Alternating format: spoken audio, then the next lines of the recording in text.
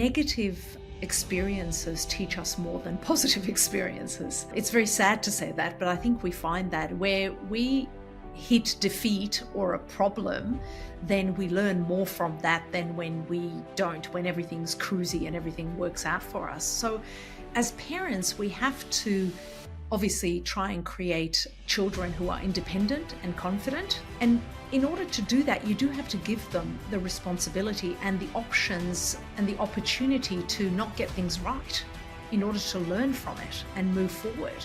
The more you put yourself in difficult circumstances and challenging circumstances, the more you get to know yourself better. Do you believe this is a personality trait that people have and it's just who they are and it's defined?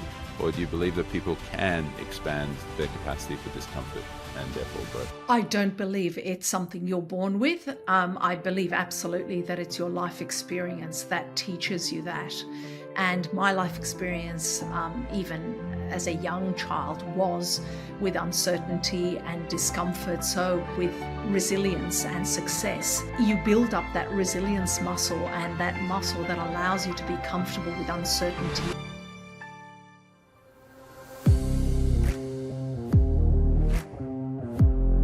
Welcome to another episode of Success with Purpose, where we help mentor you into becoming a more successful version of yourself. We do this through giving you access to mentors you typically would never have the opportunity to connect with. We explore their journeys, their experiences, their life-changing events, their fields of expertise, and most importantly, their purpose. My name is Harry Goldberg, husband to an incredible woman, father of 2 amazing daughters, host, interviewer and interrogator of this podcast. And now, just before we learn from yet another exceptional guest, if you find value from these conversations, please make sure to like and subscribe below, leave a review. It really does make a difference. And of course, share with someone else who's going to find value. Now, listen in, pay attention, take some notes, enjoy. Let's begin. Kati, welcome. Thank you so much, Harry. Absolutely delighted to be here with you. And I'm looking forward to this conversation as well. Okay, so to bring our listeners up to speed, for those who haven't heard of you, Kati, over her experience, has held a range of management, director, leadership roles in commercial and government, and some pretty impressive impact-focused organizations, including that of which since 2019, she's been CEO of the Fathering Project, which is an awesome organization. So we'll definitely discuss that. And somehow she's done all of this with 2 children who are teenagers now as well. So I'm really looking forward to diving into this conversation, unpacking your journey and finding a lot of life lessons that you've uncovered on your journey to the success that you've achieved so far. So before we get there, how do you define success? That's a very difficult question. I had to think about that one, of course. For me, success is very personal and really encapsulates a feeling, Harry, of having done my best, being pleased with the destination I reached, whatever destination that was, whether it's on a particular day or whether it's across a lifetime or across a job. So it's that feeling of having done my best and given everything I possibly can and reached the destination. I may have reached the destination at 80% of where I wanted to get to, not necessarily 100%. So for me, it's not a perfectionism point there. Success is about the feeling that I have that I've done that. It's an internal emotion, a feeling of satisfaction, if you like, of what I've done and where I've been able to get to, rather than an external award. Right. So when you're saying when you've reached the destination, most people would associate that with the recognition or the status or the award or the financial return. But it sounds like the destination that you're going towards is you've worked towards a goal. You've gone as close as you possibly can. Like what your destination is actually a sense of satisfaction that you've done your best. That's exactly what it is. Yeah, it is. So when I start a project, whether it's a personal project, a work project, I will set a framework that will say, this is where I need to get to. These are the people I need to take with me. This is how it's going to feel like when I get there. And then I set about getting there. And when I am there, I can see that that's the feeling of success as you've just defined there. And I know that there are external manifestations of success that people often look at, such as high-powered jobs and, designer clothing or fancy cars. But for me, it's actually a feeling of composure, a feeling of calm. That for me is the external manifestation of success, that I know I have reached where I need to get to with an equanimity, with a purpose of calmness and self-awareness and emotional intelligence. So it's very internal for me, the feeling of success. It's not external at all. Okay. So when you're defining success, you're really emphasizing this idea of the feeling. And when you take a step back, you say, well, you've achieved all these amazing things. You've really worked towards all these things, and you've achieved some amazing results. Like, I'm sure along the way, there have been times where you haven't gotten to where you wanted to get to, but did you still feel successful when those things happened? Okay. Definitely. I felt successful in being able to step back and be resilient and move forward. So, obviously, if you set a destination and get there, and it does happen often with everyone, you sort of have to gather your thoughts together and say, why didn't I get there? Get a learning out of it and be resilient and move forward. Either it wasn't the right path, it didn't resonate with my values, there was a reason why it didn't happen, or I didn't put the amount of work. If it needed hard work, maybe I didn't put the amount of work into it. But I've got to look at it objectively as much as I can and understand what the reasoning was, and then learn from it and move forward. And that for me is resilience. And that in itself is a form of success as well. If you're able to be resilient about things that you don't achieve, that is a form of success as well. Okay. So in that sense, if someone's listening to this and they're trying to learn from you about what success is, and they're trying to work out, well, how do I be successful? Are you saying that it's mostly within, or it's also as a result of what you're trying to do outside of you? And how do you balance those two? I think it's a mixture of both. As I said, there is a manifestation of success, but there is a feeling of success. The feeling of success is completely internal for me. The manifestation of success, of course, is external. People see, if you're driving a fancy car, wearing designer clothes, but also in a purpose, in a full purpose world, which is where I'm working currently, and I have been for a long time. Success also, a manifestation of success also means the impact that you have had on changing other people's lives for the better. So that's an external measure as well. Um, yeah, so there is an internal aspect to it and there is an external aspect to it. But I think the critical thing here is that you have to define what success is for you. That is the most important thing, and not be pulled into what other people define as success or what the external manifestation of success is.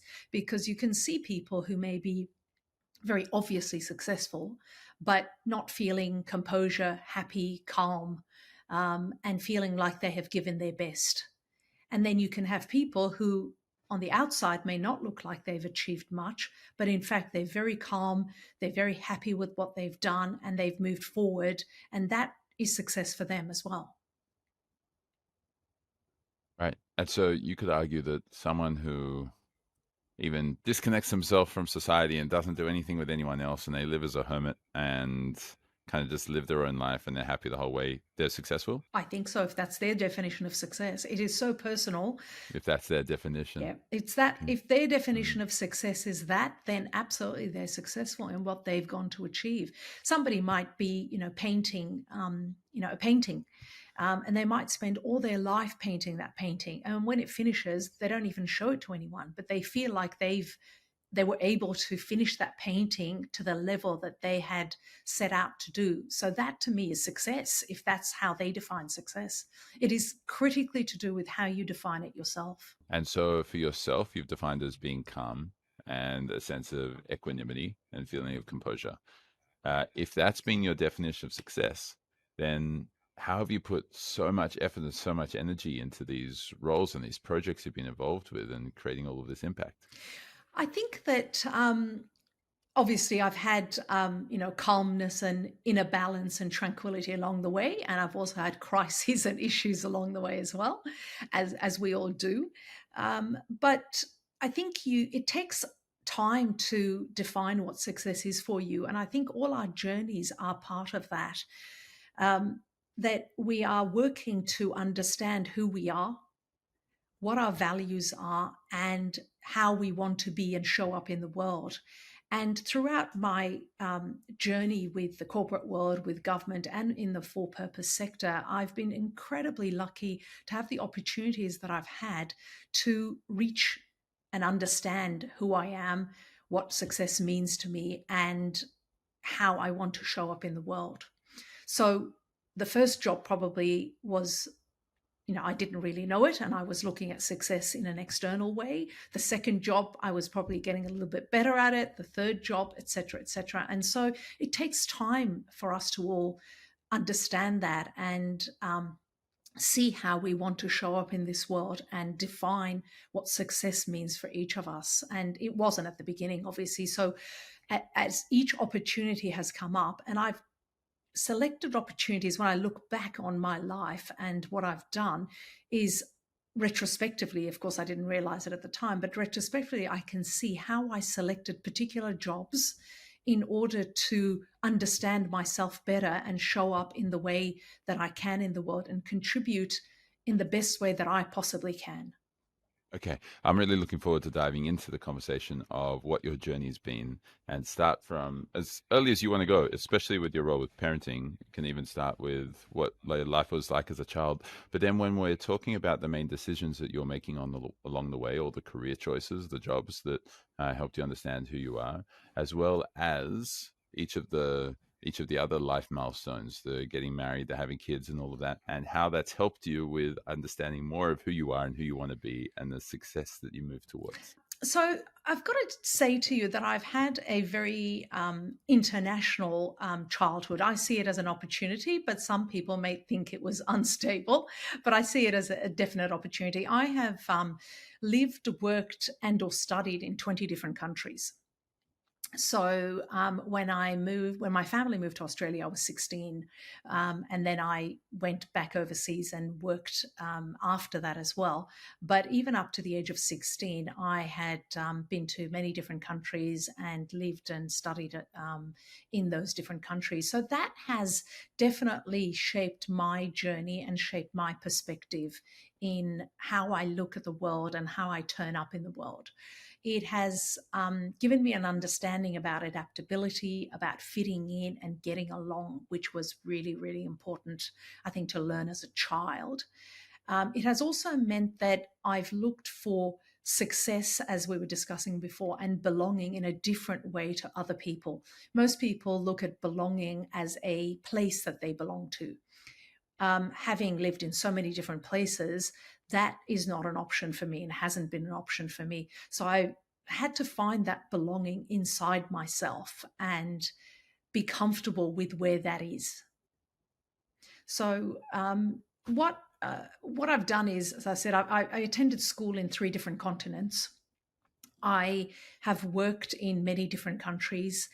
I came to Australia when I was 16. I did some schooling here. I did a couple of degrees at university, and then I went back overseas and worked and studied there again. And I understood a few things about myself as I was doing all of this, as you do.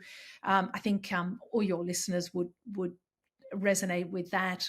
The more you put yourself in difficult circumstances and challenging circumstances, the more you get to know yourself better. And I'm not suggesting that people on purpose put themselves into adversity, not at all. But the more challenging it is, I think the more you get to know yourself better, because you can feel out your parameters and boundaries. So that was one of the things. So just a quick question on that. So a quick question is, why not put yourself into adversity then? It sounds like a lot of your growth has already come from it, almost intentionally putting yourself into adversity. Why not? Well, nobody wants to live a hard life. I think that's probably why.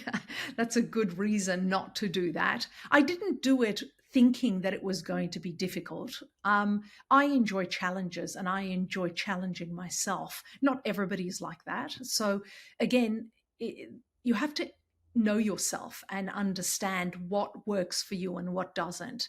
I like to challenge myself. So I found going and living in another country where I didn't know anyone and I spoke the language, but not fluently as I do English, for example, was a challenge. And that, of course, tested my strength. It tested a whole lot of things for me, and I got to know myself a lot better. But I like challenges, and I'm not suggesting people go out of their way to make things difficult for themselves. But if you are open to being challenged, I would recommend that. Then do small challenges at times and move forward and see what you get out of it. If you got something positive out of it, then go a little bit further again and challenge yourself. Yeah, so as I said, I then went back and I worked in in a job that was, I had the most amazing opportunity to work in a role that actually had regional responsibilities, which meant I was regularly traveling and moving to different places, working with different cultures, different countries, and I was working in a for-purpose area. So I was working in education and bringing people together from an educational perspective across Europe, North Africa, Central Asia.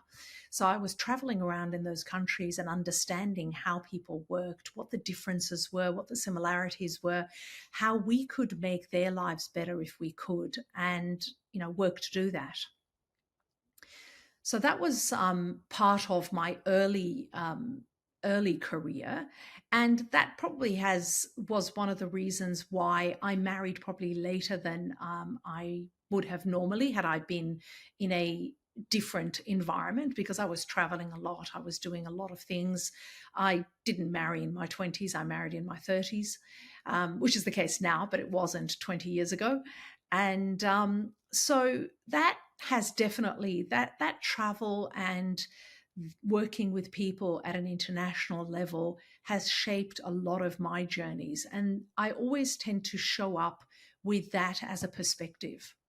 Okay. And so when you've been focusing on the understanding the differences and similarities between different people, like obviously you were putting the passion that you had towards these projects above the normal path that most people would take, right? Most people, they're settling in one spot, they find a spouse, they get married, they have kids, and they kind of try and work at their career a little bit, and then they kind of just juggle life and family. Oh, sorry, like life and work. And you kind of decided, you know what? Everything career and purpose, because this is my passion, this is where I'm going. Was there more to it that kept you in that environment? Or was there a bit of a fear of getting married as well, like of settling down, given how free you'd been until that point? What else was driving that? There was definitely a fear of being stuck in a place, not necessarily marriage, but when I was in finishing my degrees here in Australia, I could see everyone around me and where their path was going. And it's pretty much exactly as you described. Getting your first job, putting money down for your first house, getting your car, then getting married, then having children, getting your second car, getting your second mortgage perhaps, and moving forward with that. And I could see it pretty much right in front of me, and it didn't excite me. I wanted something that was more exciting than that. And I felt that what I wanted to do was, and what I was capable of doing was more than that. I'm not diminishing that at all, but I felt like I had more to give before I did that. And that's what really drove me to go overseas and travel. And as I said to you, I was incredibly lucky to have this opportunity with this job that also didn't keep me in one place. Even overseas, I was really traveling and doing a lot of things overseas, and working with governments in other jurisdictions. That is a challenge in itself. I didn't speak all those languages, as you can imagine. There's 20 countries. I didn't speak all those languages, so it was challenging, and I felt like I wanted that, and I felt good with that. That's not for everyone, and I'm not suggesting it is for everyone. I think that stability is amazing, but as I mentioned earlier, my sense of stability and belonging is probably different to most people's. And um, my parameters for discomfort are wider as well. So I'm comfortable in a bigger field than most people are, because I've lived a situation and I've lived a journey so far, at least, that has pushed me into areas. So I'm okay with discomfort a lot more than I've noticed that here at work as well. With uncertainty and discomfort, I'm a lot more comfortable with that than many people that I see around me. And imagine that a lot of people who are listening to this are thinking, okay, well, that's great. Kati's been successful because she's comfortable with discomfort. I'm not comfortable with discomfort. I'm not comfortable with uncertainty. So therefore, I'm not going to be successful. And I just want to emphasize something and get your thoughts on it, is you're only comfortable with discomfort because of your life experiences that led you to build up this capacity to be able to deal with an uncomfortable environment. And to your level of discomfort, a lot of the time you probably don't feel uncomfortable at all with the uncertainty, and other people are freaking out around you. And it's most likely because that's a muscle that's been built up throughout your life, as opposed to it's just who you are. And some people can handle it and some people can't. Do you believe this is a personality trait that people have and it's just who they are and it's defined? Or do you believe that people can expand their capacity for discomfort and therefore growth? I don't believe it's something you're born with. I believe absolutely that it's your life experience that teaches you that. And my life experience, even as a young child, was with uncertainty and discomfort. So, as I was mentioning before, with resilience and success, you build up that resilience muscle, and that muscle that allows you to be comfortable with uncertainty and with discomfort. And my journey has done that. So I am more comfortable with that. And I'm not suggesting everybody should be. It's probably not good for everybody to be the same in the world anyway. We're all different and we bring different perspectives to the table. And that's really necessary. If everybody lived with the level of uncertainty that I have lived with and was comfortable with it, we probably wouldn't have anything stable in our lives. So you need people who are looking for stability.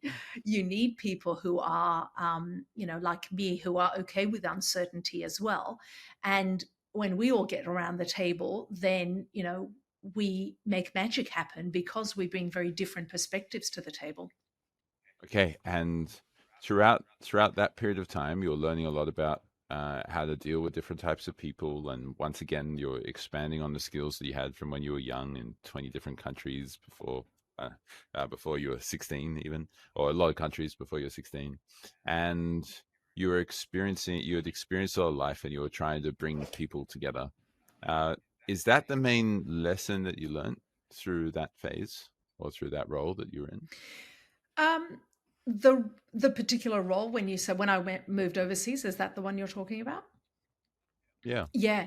Yeah, Yes, when you went overseas and you were regional and traveling that's around. right. Yeah, absolutely. I learned how to understand people's perspectives from very different perspectives, very different countries, and different countries and different cultures allow you to do that. Obviously, you can have different perspectives even within a culture, within a country, but it's far more drastic when you're dealing with people who have had very different journeys. They bring a very different perspective to the table. And to understand where they were at, to be able to bring them together and to be able to then co-create something together. Because obviously, what I was doing there was putting a program together where we all had to work together towards one direction and on one path. And I had to get a diversity of opinions. I had to understand the perspectives that people came from to be able to bring them together and move forward together. And that was a key area of understanding. And to be able to understand that, as I mentioned before, I had to understand myself first.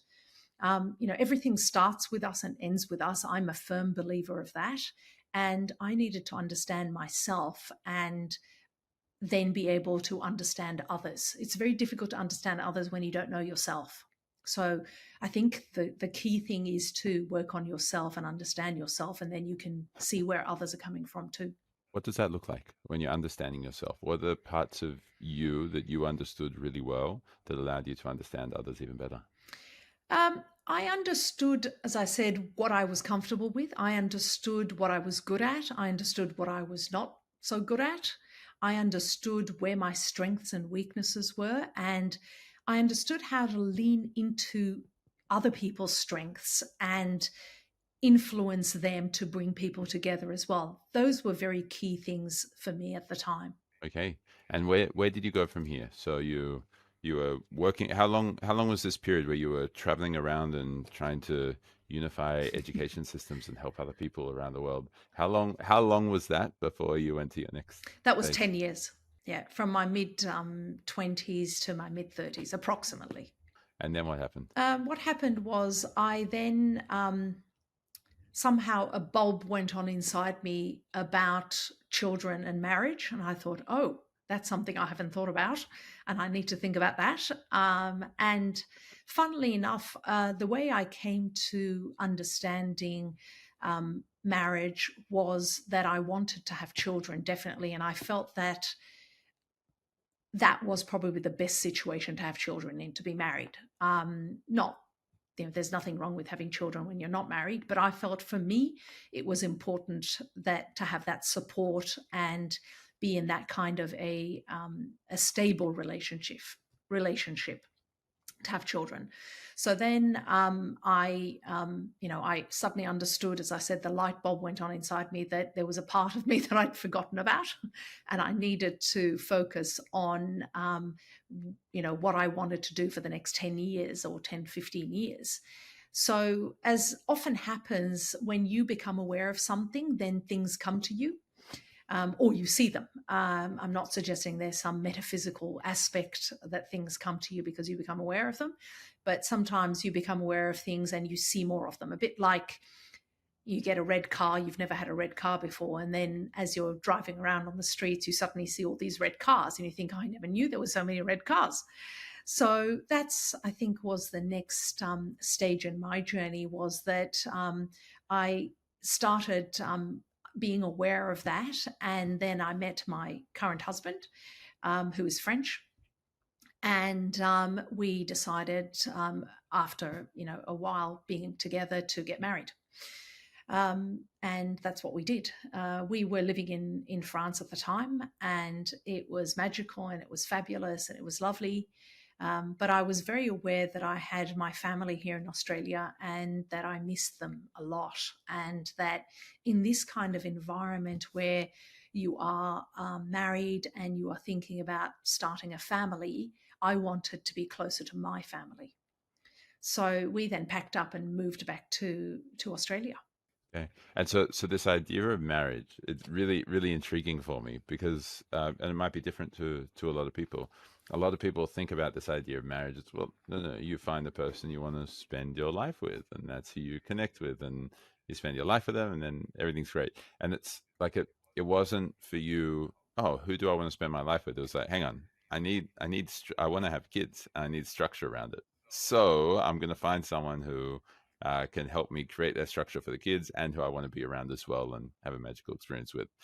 Uh, is that like, was that the steps of priorities for you? Like, I need structure in my life, and this is going to be the best structure regardless of the chaos for future kids. Kids is the goal, and marriage is going to be beneficial and beautiful in itself, but it's there, like the only reason you want it is for the sake of kids. It sounds very Machiavellian the way you describe it, and it wasn't quite that. I don't think there's anything. I don't think there's anything right or wrong with it. Yeah, By the way, I'm just yeah, really of intrigued because course. it's a unique perspective that most people, even if they think it, probably wouldn't share it. Yes. So it's a. I'm It really curious wasn't about it. it wasn't that I think for me, the kind of person I am, the intellectual understanding and awareness of something comes first, of something I need to do. And then I set about getting on and doing it. And of course, during that period before I met my current husband, I had relationships with others, but the thought of marriage didn't come up, and I wasn't interested in marriage. When the thought of marriage came up, then I was looking for, a particular kind of person, obviously, that as we all do, you sort of, I think they say to you, you should write it all down, exactly what you're looking for. I didn't write it down, but you're looking for you in your mind and in your emotions, you create a picture of the kind of person that you would like to spend the rest of your life with. So sometimes, you might meet that person in your when you're 19 or 20, and that's fabulous. That's beautiful. That wasn't the case for me.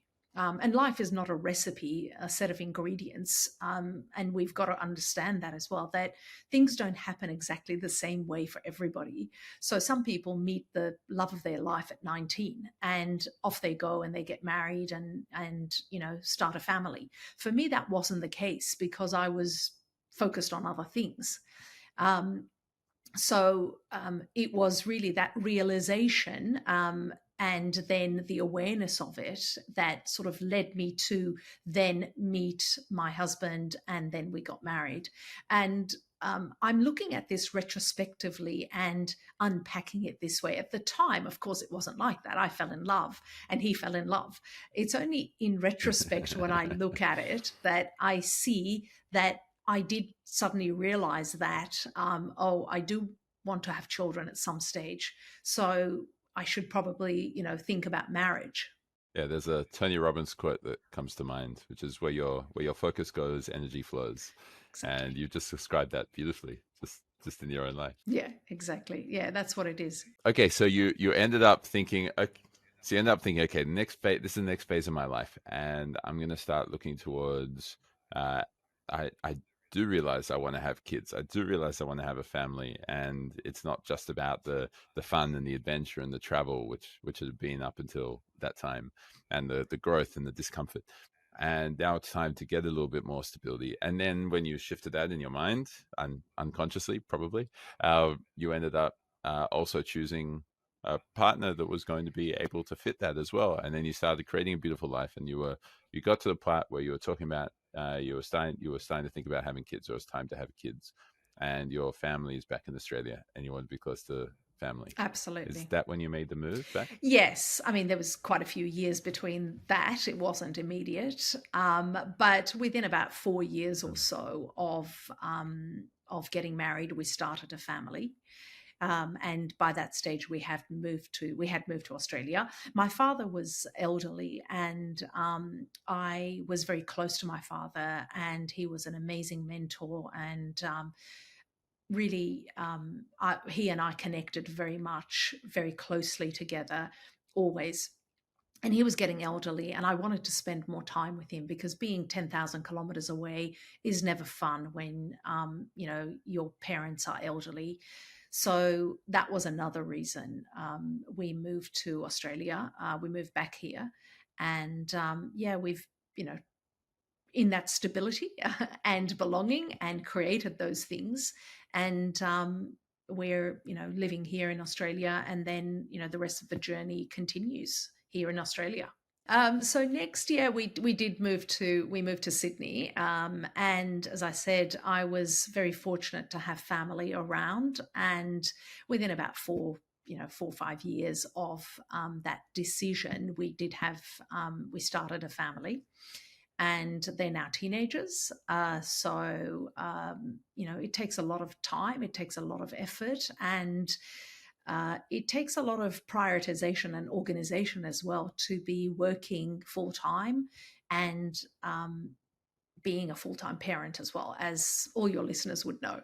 So that's been challenging, but incredibly rewarding as well, because again, I found capacity in myself that I didn't think I had. I found strengths in myself I didn't think I had. And you grow, your children help you grow. In fact, it's not the other way around. We often think that we are helping our children grow. I think it's completely the other way around. Our children help us grow. And I've learned more from my children than I ever learned from my parents. So that might resonate with some of your listeners as well.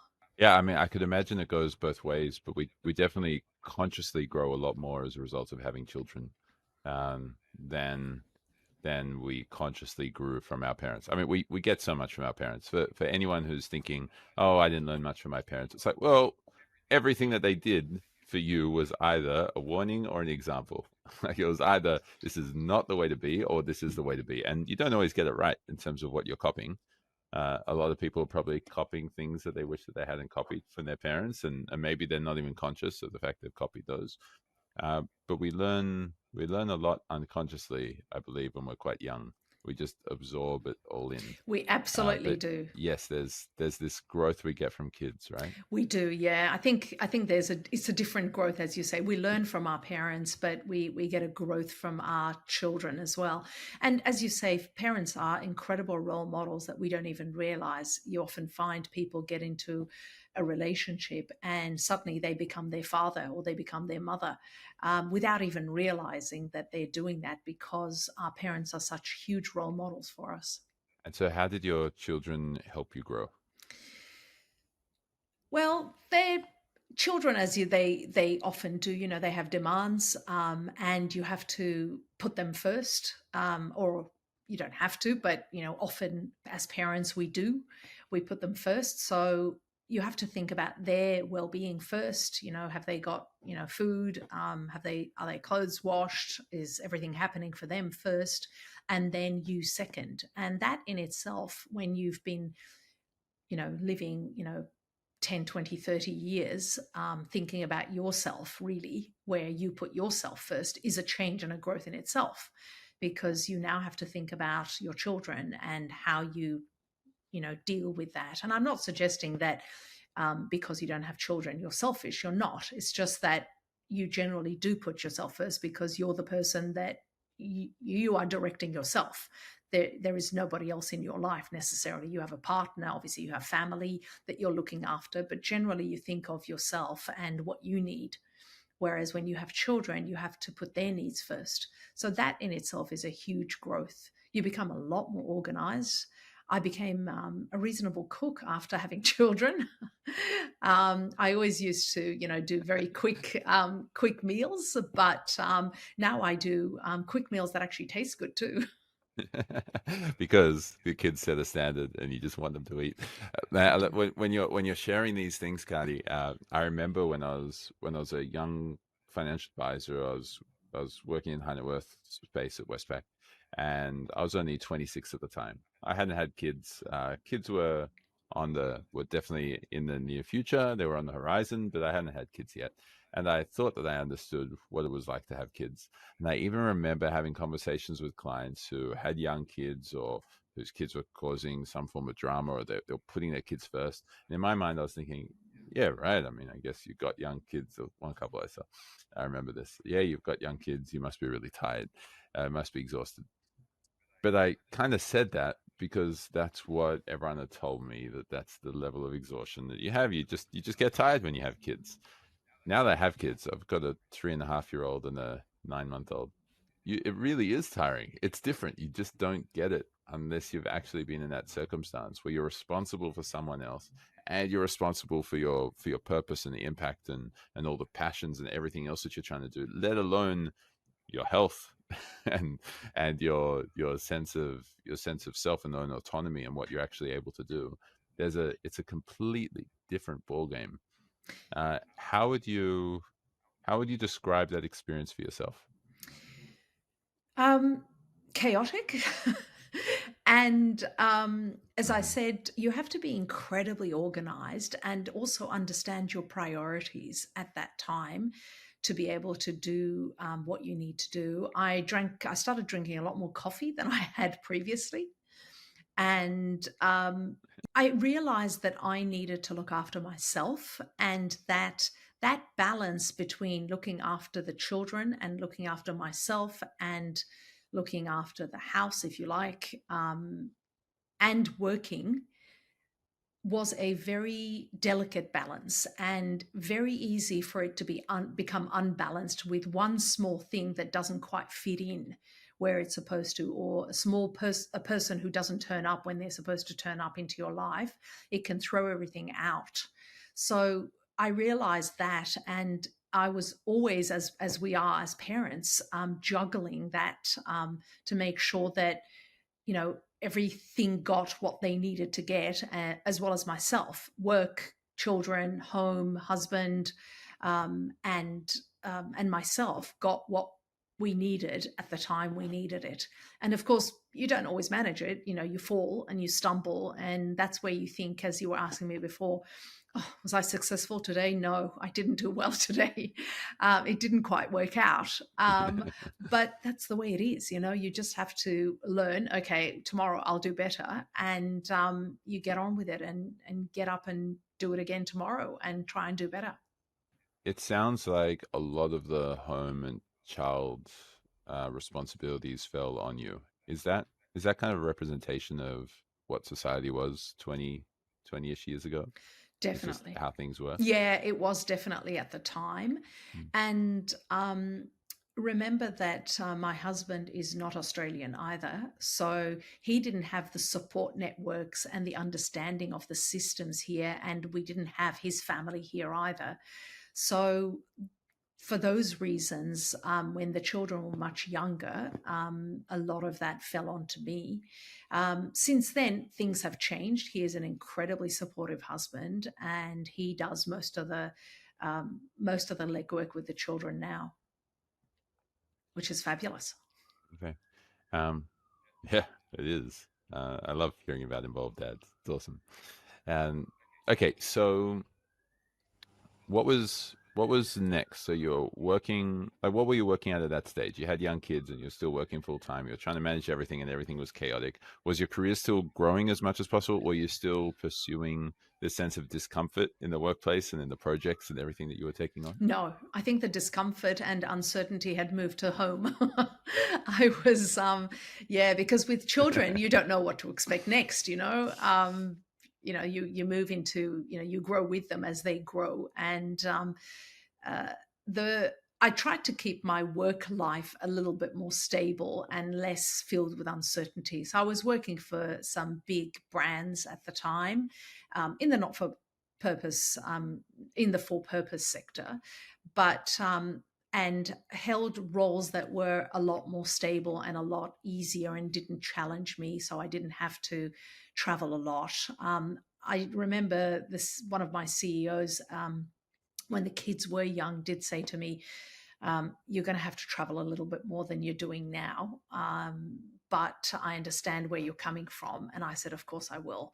And I did, because, it was necessary to do that when you're working for a national organization, and you have to you're working at a national level as well. You had to do that. So yeah, I tried to, it was a juggle. It's a juggle, and it's a juggle for everyone who is doing it. There's no doubt about it.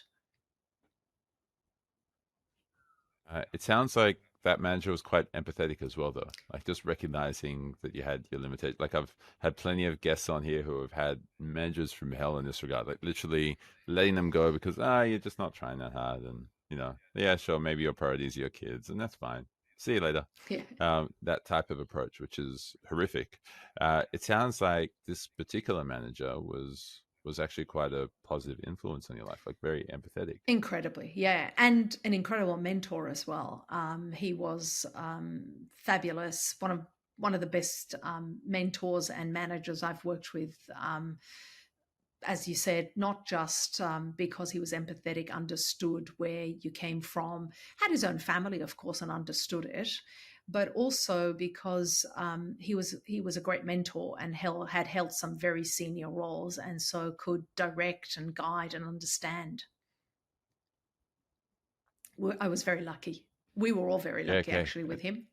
Yeah, he, he had the resources and the empathy to be able to support you while still somehow lifting you up to do more of the work that and achieve greater results, as opposed to just going work harder. You're not working hard enough, and it probably wouldn't have resulted in anything better for the organization. Oh, definitely. He used to come to me, I remember, at some lunch times. I'd be working, and he'd say, you need to go for a walk or for a run.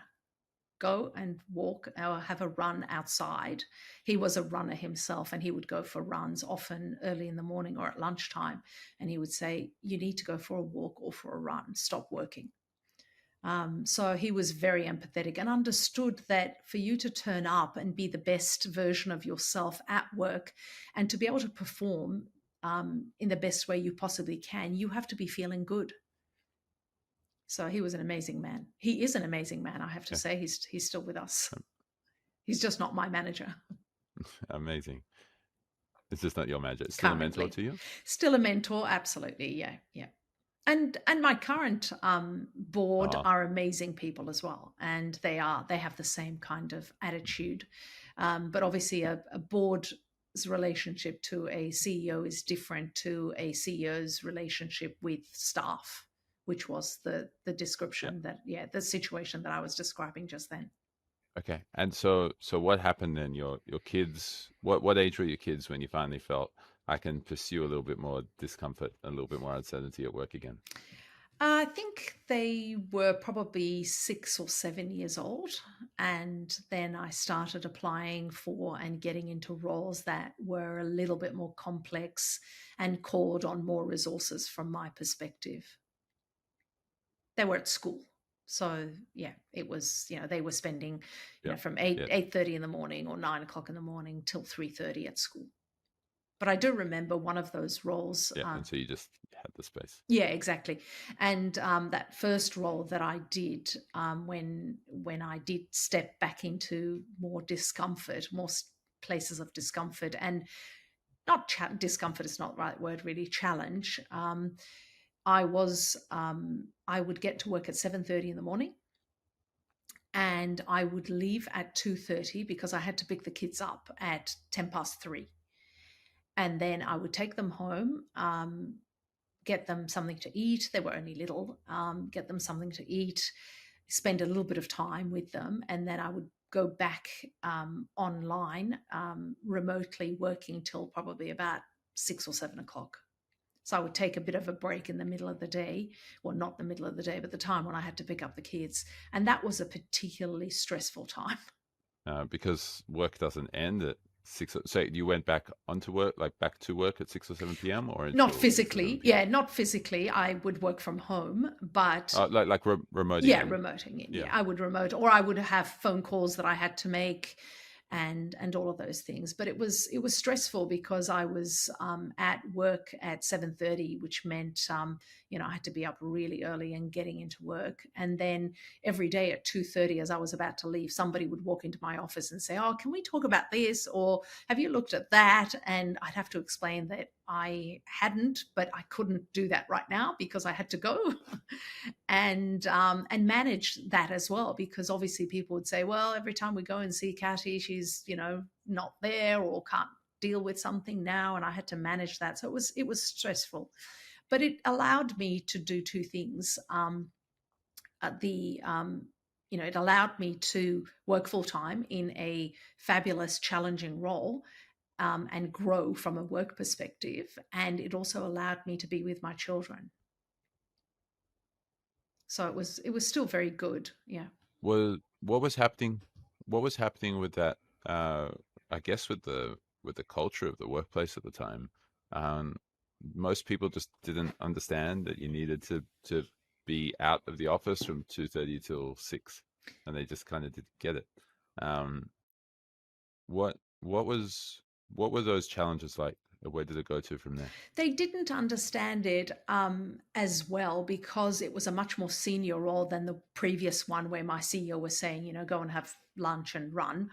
And it's a big organization that I was working for, and with 100 offices around Australia, and I was managing a big national program, so I was involved at the national level. So it did require me to be present, as they felt that it required me to be present the time that they were all present. So often, people would spend the morning doing their own work and catch up with others and have meetings in the afternoon.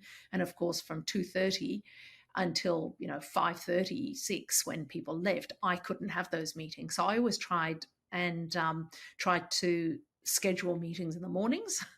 And sometimes I managed it, and that was fine. And sometimes I couldn't, and I had to have meetings over the phone, or I'd get back and have meetings, online. But it was a bit stressful. Yeah, That particular role yeah, was stressful. I could imagine. but amazing learnings and And how long were you incredible. in that role for? About 2 years, just over 2 years. Okay. And then where to from there?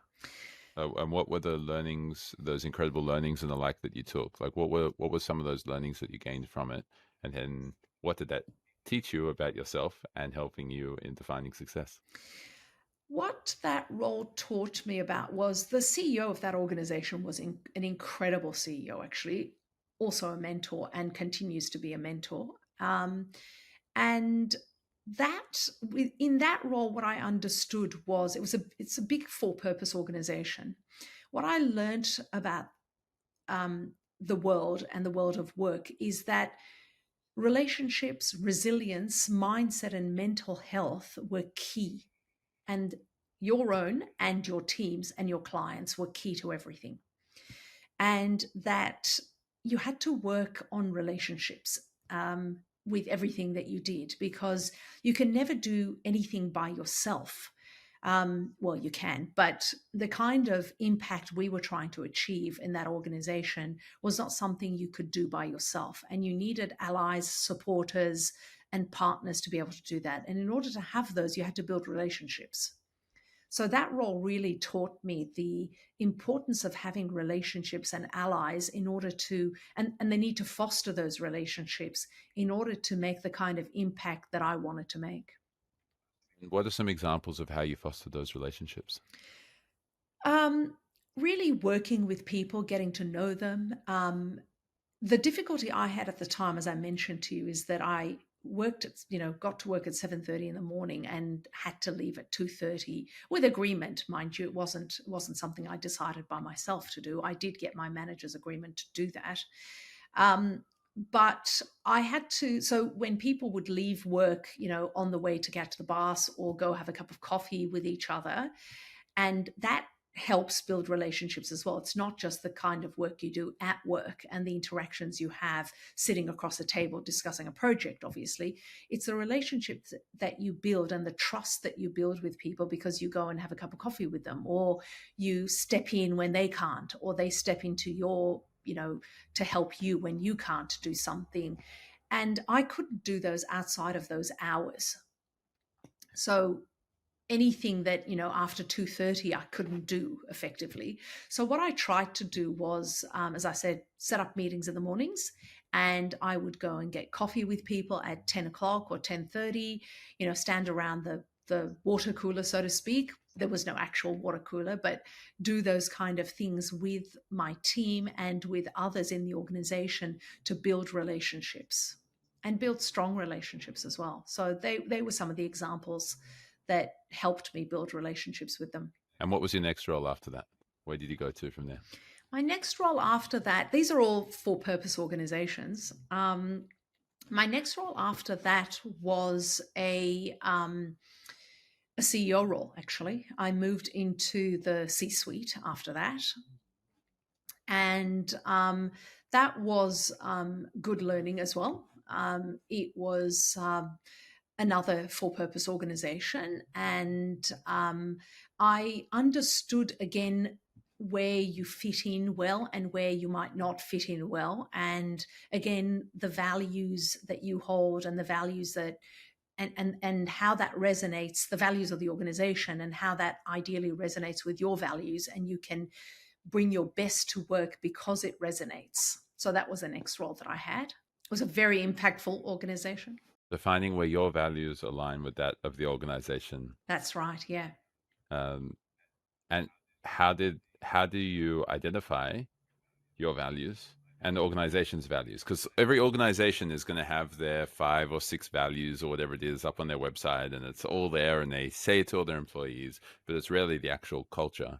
So how do you genuinely identify the culture of the organization and the values that they have, and how do you identify your own values in order to work out if they're aligned? Do you have a framework around that? I sort of do. It's an informal framework that I've built up myself.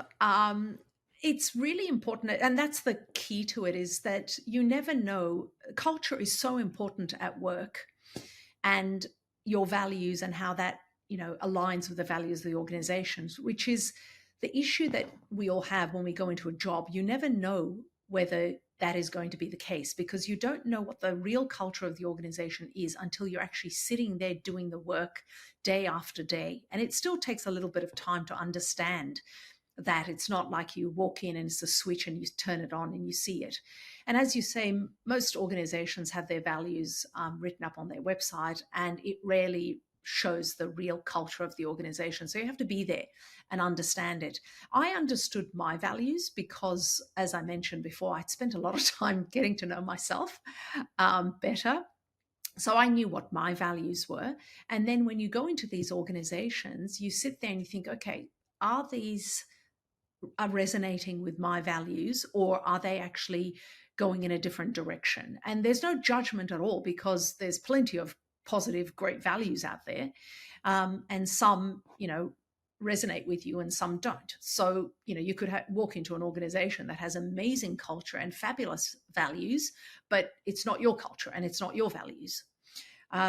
Or not. So you have to get in there and understand it. So the framework was, you understand who has the influence in the organization, who is calling the shots, how it works, what the process is, and all of those things give you an idea of the culture of the organization, what gets through, what doesn't get through, and you understand that even as the CEO. So when you walk into an organization, you would think that it's, you are the one who is setting those values, but of course you're not, because you never start anything from scratch.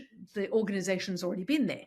Somebody hands you a baton and you have to run with that baton depending on, where things are at. And you have to understand that you're not starting from scratch, and what's already there you have to work with. So you then have to see, is what's already there working for you? Are you able to pick up that baton and run with it or not? Or it's probably not quite a black and white situation like that. It's how fast and how well can you run with the baton that you've been handed. And that's the period that you have to look at when you're in the organization to see whether you're resonating with their values and their culture or not. So I'd say it's that. You walk in, you have the baton handed to you, and you've got to assess how well you're able to run with it, given the shape and form and baggage or non-baggage of that baton and how it's been handed to you. Does that make sense? Yeah, that makes perfect sense. You're basically saying you never know, so just give it a shot. And that I think is quite a pertinent message for a lot of people who are listening. Like I know a lot of people have come to me for coaching, are frustrated by this idea of feeling like they're kind of like they're stuck in their role. They're stuck. They can't get out of their organization. They can't get out of the role which they're in, or whatever it is. But most of the time, they're actually sabotaging themselves in that regard, because they're staying there not because it's the best option. They're staying there out of fear of what else there is. And so in their mind, they're thinking, well, there's just nothing else which is any good. Like everything else is not great. Like everything else, kind of just keep it to the side. Like, whatever. Like it's scary, or it's wrong, or it's too dangerous. And then they stay in a role for, the 5, 8, 10, 15 years, because it's more comfortable, which comes right back to this whole aspect of you pursuing discomfort. It sounds like you've always been willing to step into a new role, not knowing what it's going to bring.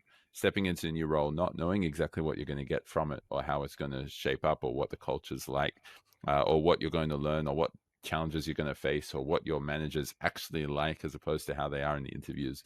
And you're just willing to say, well, I'm just going to give it a shot and see how it goes. How do you do that? What's different about your psyche to a lot of other people who don't make those same decisions? It's difficult to say that because I don't know what other people's psyches are like, but definitely I can tell you what my psyche is like. I think we generally tend to let fear and doubt guide our decision making. And I start off by saying to myself and identifying if there is any fear and doubt in that decision making, and try and remove that. So, and I want change. I like change. As I said to you, I actually like a certain level of discomfort and uncertainty, because I tend to perform better in that kind of environment. So I take risks. I'm not suggesting I take major risk. I wouldn't, fly out of a plane, for example. And that's another thing. You've got to know yourself, the kind of risks that you are prepared to take.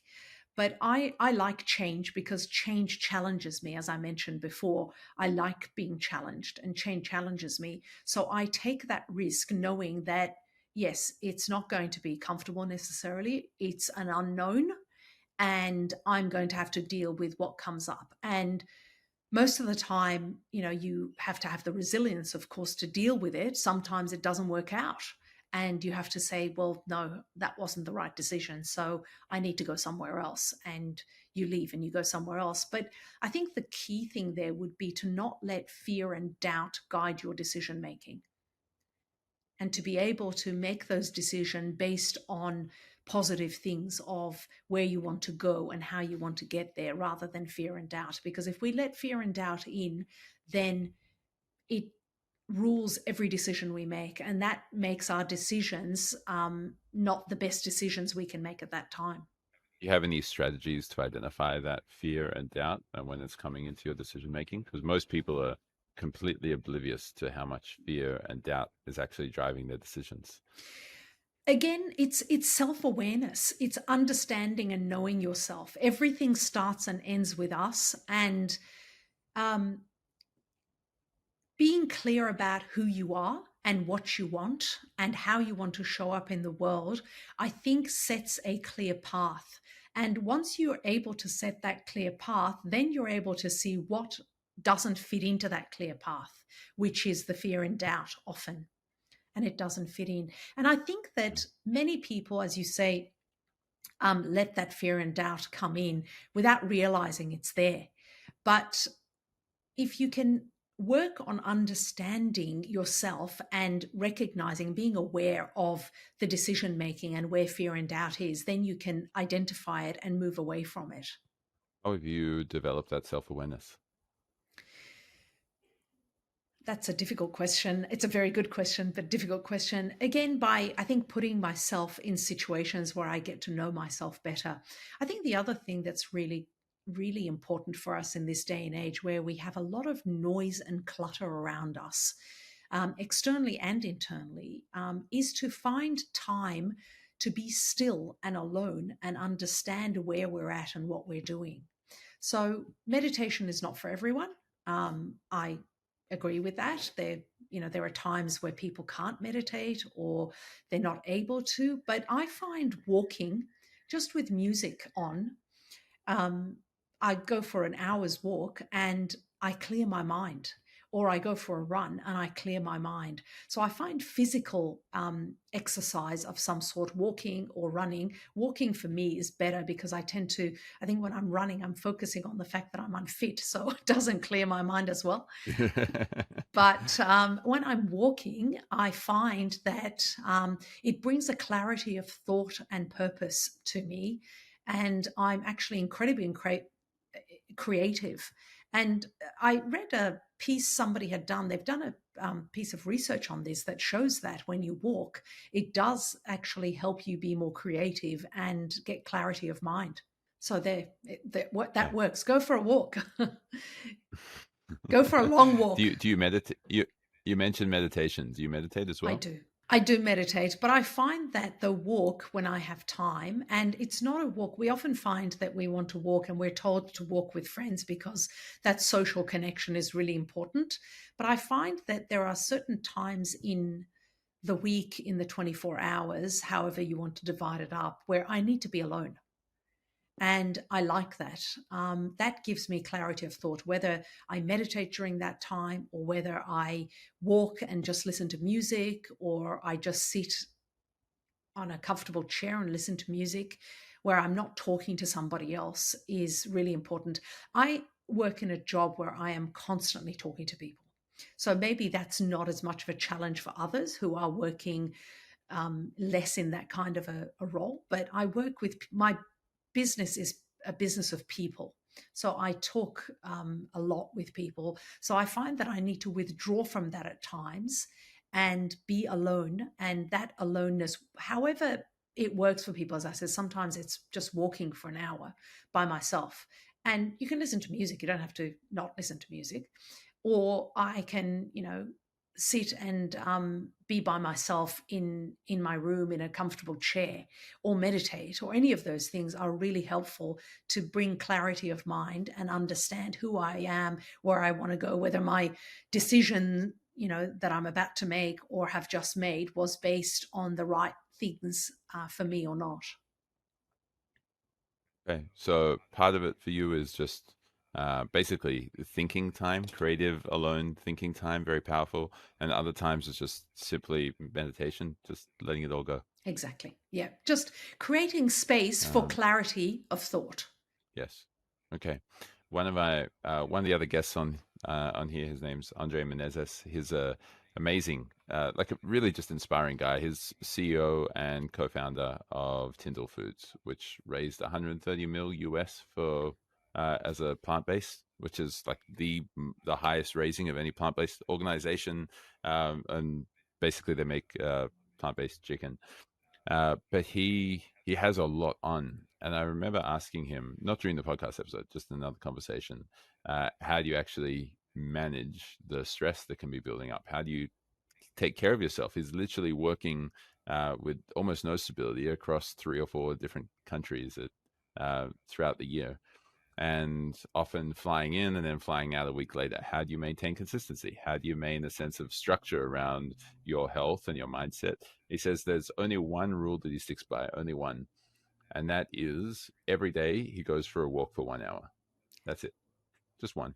That's the only rule that he follows. If he can do meditation on top of it, great, he'll make time for it. If he can do extra sports or extra exercise or whatever, he'll do his best to make time for it. But the one non-negotiable for him is 1 hour of walking every day. That's Perfect. it. Yeah. And that's perfect. That's exactly what it is. Yeah. And I do, for me, it's walking or meditation, because sometimes I don't get time to do an hour walk. So I meditate for 15 minutes. It's space. Right. Um, and we had someone else who comes to mind, Ben Selkeld, as well as Ben McAvoy. Like they're both very high performance C-suite type individuals. Like they're both done exceptionally well, and they both talk now about how they would prefer to do meditation than go for a run. Like they would almost prefer, uh, as opposed to in the past, like you'd rather go for a 4 hour run than a 10 minute meditation. Well, now you'd almost choose a 30 minute meditation over a 30 minute run. I'm very biased towards this point, but you might not be aware, but my one of my business partners and I, he was a monk for 10 years, teach meditation for people, especially those in corporate environments who are feeling too stressed out and they don't know how to handle themselves, right? Or corporate or entrepreneur. And the reason I'm laboring this point is because it's just so powerful to have this sense of self-awareness.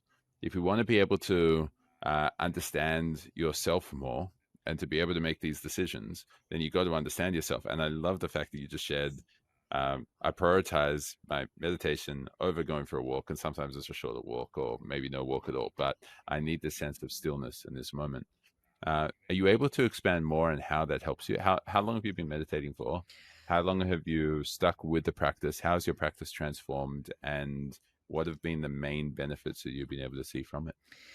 I started meditating in my early 20s. And at that time, it's probably a time when you don't need to meditate so much because your life is not full of stress and juggling. But I got into the discipline. I would meditate every single day.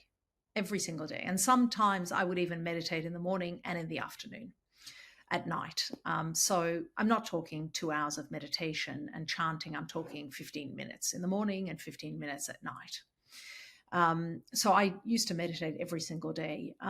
Then when life got busier, I was not able to meditate that much, and I needed to do some physical exercise as well. So somehow I transitioned that into running. So I would run every day, and it was like a running meditation. Again, I often have to, have music to run to because I don't seem to have self motivation. I have to have a beat running. in my head as I'm running. So I would put music on. And in those days, you may remember there were CDs, and I would put a CD attached to my arm and go running, which is not very comfortable. These days, it's so much easier to run with music.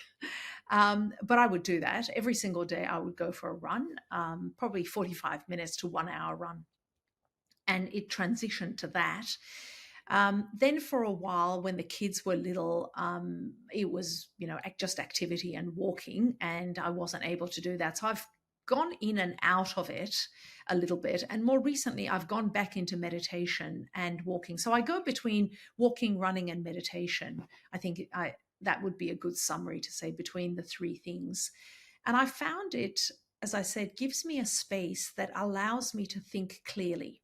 I know there's been a study at Harvard University that shows you that over even a short time of having meditated, there are changes that happen in your brain that create better feelings, more positive feelings, and reduce stress. So, if your listeners haven't meditated, I would absolutely recommend it in the best way possible. It's easy to meditate with a guided meditation. Perhaps start with that rather than having to sit there and say I think there's a feeling that people sit by themselves and put their fingers together and say and that's all going to happen. You don't need to. You just need to focus on something outside of your mind to create that space and clarity of mind.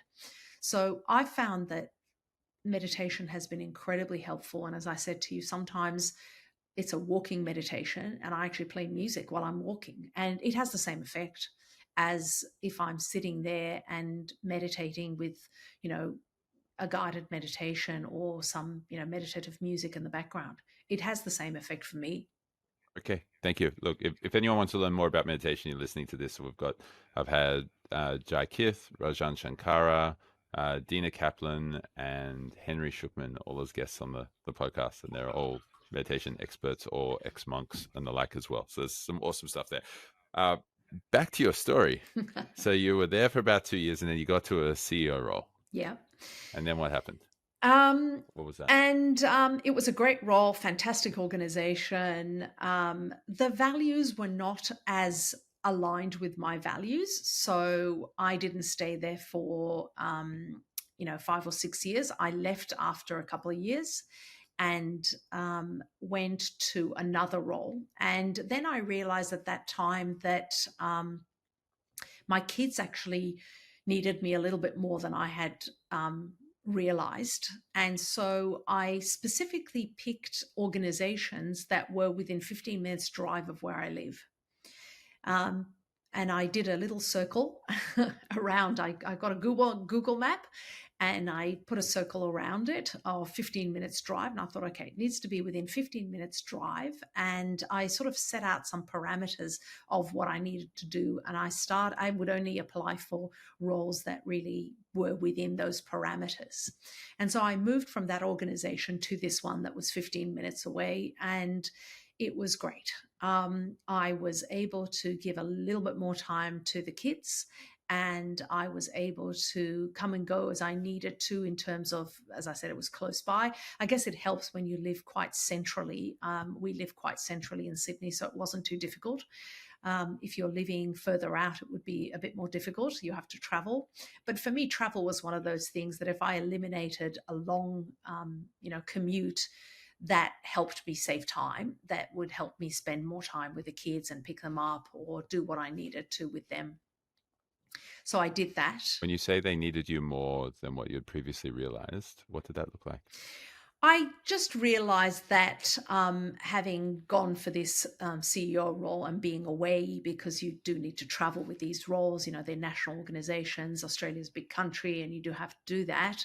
I realized that my husband was picking up a lot of the legwork, but that I needed to be there more for them. And I also realized that I wasn't as involved in their lives as I had been, obviously. And that hurt me as well, because I thought, I don't know. I don't know exactly what they're doing this week because I wasn't there. So I thought, no, that's not what I want. They're still too young for me to be in that situation of not being fully involved in their lives. And my husband was filling in and doing everything necessary for them, but I also wanted to be involved. So, um, mothers and fathers bring different things to their children's development and to their children's growth. And he was doing his bit, but I was probably doing 50% of what I needed to do. And I recognized that. And I thought, no, I don't want this. They're too young for that. And they're only young once. You don't get that time back again. So I thought it was worth taking a role that was maybe not as I said, uncertain. It definitely wasn't as risky. Didn't have those challenges, but it allowed me to spend time with my children and with my family as I needed to then. So at times, you can choose roles that take you out of your comfort zone and do things, but at times you need to understand maybe you shouldn't be doing that for whatever reasons. And that was for me that realization. And I spent 3 years in that role. Okay. Yeah. Okay. And did you learn anything? Did you learn a lot from those 3 years compared to the 2 years in high discomfort, high challenge type role? I did actually. I did. I learned that Okay. I don't have to be uncomfortable all the time. I, that things don't have to always be hard. That I can, cruise a little bit. I did, and that was also an important lesson. I don't have to be delivering at 120% all the time, and it was a really good thing to do. And I built really good relationships. I still have great relationships with some of the people I worked with at that time, and and the not-for-profit sector is a relatively small sector in a way, so people in there, and I learned a lot in that organization as well, both from a content perspective but also from a business perspective. So I built a whole business within that not-for-profit sector. It wasn't for profit, but it definitely was an entrepreneurial kind of role. So it was great. Yeah, I learned a lot, definitely. So there was 3 years later. How old were your kids at this stage when you're making your next decision? Their kids were that was probably 3-4 years ago. 4 5 years ago, sorry. 4 5 years ago. Yeah. Mm-hmm. So they were, in their tweens, I guess. Yeah, they would have been in their tweens at that time. And at that time they still look to their parents. They still think that you're the greatest thing and you know everything. And you want to be there at that time, because very soon afterwards they realize that you actually don't know as much as they thought you did. So you want to be available and feel good about that when you can. So yeah, they were in their tweens at that time. And then again, so the next role I did was again probably with more more risk. I went into a role that was an international role. So it was a global CEO role. And that required a lot more travel than I had expected. So as you can see, there's a bit of, moving uncertainty, certainty, uncertainty, certainty, and high challenge, less challenge, high challenge, less challenge in the roles that I've picked. And I've learned just as much from the ones that were high challenging as the ones that were not as challenging, I have to say, when I look back on it. So the next one was a global CEO role, and I did not stay there for very long because I realized I really couldn't be traveling constantly. I would go to New Zealand and I'd come back, and then something would happen in Europe and I'd need to go to Europe, and then I'd come back and I'd be asked to go to the US, and that was too much for the age of the kids, and also even for my own sanity. It was just too much at that time, because when I was traveling previously in Europe, the distances were short. I was traveling from, Paris to Madrid, for example, which is an hour flight. Whereas from here, when you're traveling, you're talking a 24-hour flight to London, or longer, if you're going to the US, some parts of the US. So it was a very different environment. And I realized that I and I hadn't expected the travel to be that much, even though it was a global role. And I walked into it knowing it was a global role. I expected the travel to be once a quarter, but it became a lot more frequent than that. So I said very reluctantly, I left that role to come to this role that I have now. At Fathering Project. That's right. Okay, tell me about this role in the last 4 years that you've been here. An incredible organization with enormous impact at a fundamental level. So, what I wanted to go back to, perhaps in before explaining this organization, is that one of the things I realized early on in my career was that I was more interested in and better at contributing to a purpose rather than a commercial gain. Okay. So, I know that, I think people often say, I like to make a difference. And that's what it was, really. I was happier and more fulfilled. And I am happier and more fulfilled when I know I've made a difference and I am making a difference. And someone has worked out that we have around 80,000 hours in an average career. So, what you do with your career is probably the place where you can make the most impact. Besides the impact you make with your children, of course, that has got to be the top, because you are, growing and helping flourish, individuals who are going to contribute to the world themselves. Outside of that, I think your career is probably where you can make the most impact. And some careers give you the opportunity to do vastly more good for the world than others, or to a more greater extent than people realize. So by saying that, I've got to clarify that I don't mean that you want to be comparing the importance of different issues, because we're not, issue mongering, if that's the right word, saying, cancer is more important than cardiovascular disease or anything like that. It's not about that. It's that the fact is that some problems are much bigger and more fundamental than others. So the current job that I'm in is about child development and children's development. And I can't think of anything that is more important than that for me. So when I think about the impact that I can make and influence and bring about, I don't mean personally make, I mean bring people together to make together collectively. I can't think of anything better and more impactful than impacting children's lives so that they can give and contribute and live better lives. And that's what this organization that I work with currently is all about. Okay. And what's been your journey for the last 4 years in terms of the Fathering Project? How new was it, or how old was it at the time that you joined, and where's it got into now? So this year we're celebrating the 10th anniversary.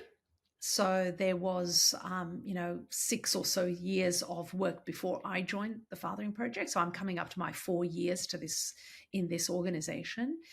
And after I joined, not long after I joined, you may remember we had some very big stuff happen called COVID. And we had a couple of years, 18 months to 24 months, really, of dealing with COVID. And we had to be really innovative with the way we were delivering our services, because most of our services were delivered face-to-face. And we couldn't deliver face-to-face anymore because you couldn't go to see people, you couldn't visit schools, you couldn't go to, groups couldn't get together. And so we had to innovate really fast, and we set up digital delivery, which has been incredibly successful. And I know that many organizations say that adversity of having to deal with COVID and the uncertainty of it made them innovate. And those innovations have now actually held up even post-COVID, which is really important. And that, again, is a lovely parallel to what I said right at the beginning about personal adversity and challenge. When you are faced with challenge and personal adversity as well, you tend to get the best out of you. And I think with organizations, it seems to be the best that way as well. When you are faced with challenges, you innovate in order to overcome the challenges. And so some of those innovations have been the best things that happened to organizations, as was for us. we created digital delivery, and it's been really helpful and very valuable to us and to the clients that we serve. Yeah, amazing.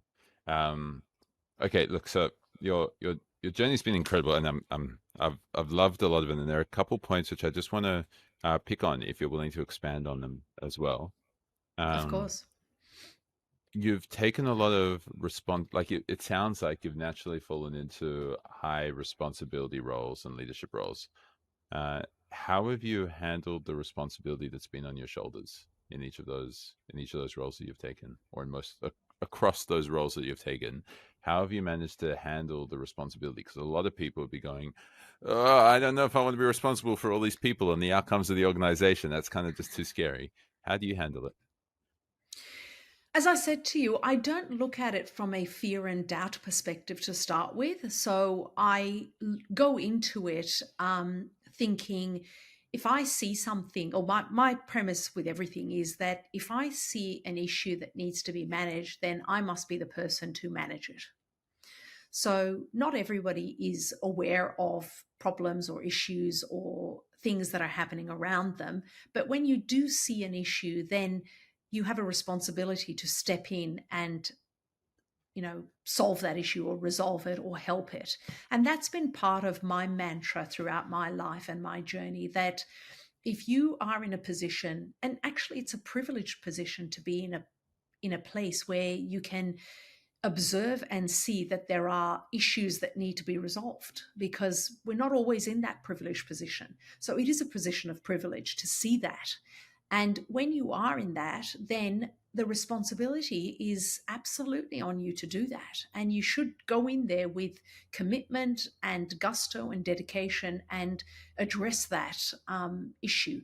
And the reason I'm using that language is, of course, that I work in the for purpose sector. So I come across issues and problems all the time. So in another sector, that might not be the case, but in the sector I work in, that's what it is. I see, that there is a change. If we can change this policy, for example, we can, create a better life for all these groups of people. So then I set about to change that policy, because if I've seen it, then I'm responsible to do that, and I need to do that. So I haven't gone into it looking with fear and doubt. I think that's probably what I haven't done. If you do that, you definitely would say, oh, I don't know if I want to be responsible for all of this. But I think we are all far more capable than we give ourselves credit for. I think our fallback is, no, I can't do it. But if you focus on your strengths and realize that you're actually far more capable than you think you may be, you can step into it and see how you go. And more often than not, I've seen that, whether for myself or people I've worked with, that when you do give people responsibility, they actually pick it up and run with it. More often than not, they do a fantastic job. You build that confidence in people by having the confidence yourself as well. I understand that. But I found that giving people that responsibility and others giving me the responsibility as well has been a very positive move. Okay, if I just took out the last, I don't know, 30 seconds, 60 seconds of what you said, and I didn't know the context, I would have thought you're talking about parenting, not leadership and organization. And I wasn't expecting that link. I've spoken about that with other guests in the past, but uh, this is quite a beautiful segue, actually, across to how you define parenting and what parenting really is. And especially sorry, maybe I'll explain the segue for listeners, because I can see you're nodding. You got it right away. But for listeners, that Katie was just talking about giving people responsibility, handing over responsibility to them, giving them a challenge, and seeing how they'll rise up to the occasion. And if you keep doing that with slightly more challenging tasks and slightly more, never something which is too hard, and you don't set them up for failure, but you set them up for success with a bit of challenge, then they're going to grow. They're going to do better. They're going to achieve more than what they thought they would have. And then they're going to be ready for something even more after that. And then you tend to learn a lot more from others as well when they start challenging you in terms of, okay, give me something harder. So I don't know what to give you harder. I'll find something. And for myself, that's what I've seen as my role as a father or as a parent, or more specifically. And so I'm curious from your perspective, what's parenting, and do you see it as aligned with the point I just made, or is there some more nuance to it? I think it's exactly the same thing. I think that as a leader, whether you're a parent, because as a parent, you're somewhat of a leader as well, you are responsible for, and what you want to do is influence, align, and help your team grow, whether your team are 2 year olds and 3 year old, or whether your team are, project managers or engineers. The point is that you want to influence, align, help them grow collectively in a particular direction, and help them be the best version of themselves, and for them to show up to their work in the best way they possibly can. That's exactly what you want to do with your children too, because you want them to understand themselves, challenge, as you say, you give them a little bit of responsibility and you find that they actually do a fantastic job. You give them a little bit more, they do a great job again. And with that, you're helping them learn to grow to be leaders themselves. So that's it's exactly the same thing. And that's why I was nodding and smiling, because I was actually going to make that point when you made it ahead of me, that whether it's in an organization or whether it's in your family, you're actually doing the same thing. And you've got to be authentic. Of course, you've got to be compassionate. You've got to be strategic about the way you do things, but you're doing the same thing. You're creating a new world together. And whether it's an organization or your family, it's the same thing, same skill sets. My wife and I have been talking about how we teach our daughter, now that she can read numbers, how to use money. She says she wants something at the shops. Okay, great. You can have some money as long as you can learn how to count this. That's the first part. Can you actually tell me what all these notes and coins actually mean? Okay, great. Now you can understand that. You can read the $2. You can read $10. You can read 50 and 50 cents and $50. You can read these numbers. Great. We're in Singapore at the moment. So here's a $2 note. And now let's see what you can do with it. And so then learn how to understand the numbers which are coming up on the screens underneath everything which you might want to buy, and understanding the restrictions to it. And it's very tempting to give them more information and more knowledge and more wisdom by saying, okay, well, what you can do with this money is you can choose to save it and build it up until you get your next one, or you can choose to spend all of it, or spend just a little bit and then save some up, or all that kind of stuff. Or even to tell it, you can't get something which is $3 because you've only got $2. I'd rather see her fail at it. Like, I'd rather just see her completely struggle, go, okay, I've got the $2 and I want to get this. So, we can't get that. You've only got $2. You can't get any more than that. That means you need to have more. Or she goes, okay, I've got $2. This thing's $2. I'm going to buy it. And then the next day she goes, I want to buy something for $3. It's like, but you've only got $2. How would you be able to do it? And so introducing the lesson of saving, for example, this is an analogy, or an anecdote at least, using an analogy, like if you got the $2 and you want something that's $3, well, now you realize that you actually need to find ways to get more than the $2. Do you save? Do you try and do something that gets you more money? Do you? She came up with the idea, which I'm pretty impressed for a 3.5-year-old, to bring the trolleys back. Like, they've still got in Singapore here, they've still got the trolleys where you push it in and the coin comes out. She's like, I can just go and cool entrepreneur, right? I wasn't expecting that from her. And so she'll be able to find ways of actually getting more as a result of the responsibility. And I suspect that a lot of people are really scared of giving their kids responsibility because either it's too hard, or they don't know how to teach it, or they don't know what to do in those circumstances, or it just takes too much time. And it's just so much easier to just go, no, that's too expensive. No. Oh, you want that? Okay, fine. I'll give it to you this time. And by taking that responsibility away from them, it feels like it's really taking ability for them to learn away from them as well. What other practical examples can you share that really relate to this, for the listeners who are parents, and for the listeners who want to be parents, and for the listeners who are leaders or want to be leaders? What can they start to take away from this?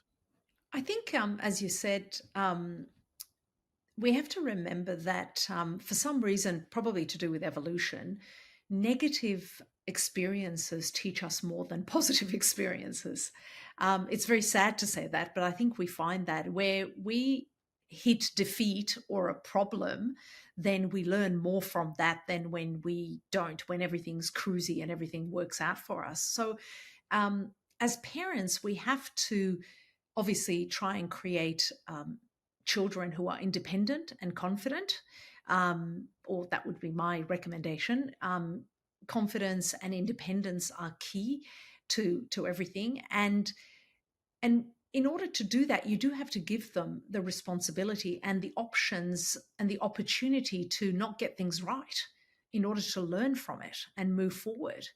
So exactly what you're saying is, we've done the same thing with our children, is give them independence, let them move forward. And if they don't get it right, they learn very quickly not to do that a second time.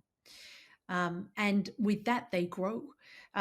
The same thing with work. And sometimes with work, you can't let people fail completely because obviously it might have a wider impact than just that person.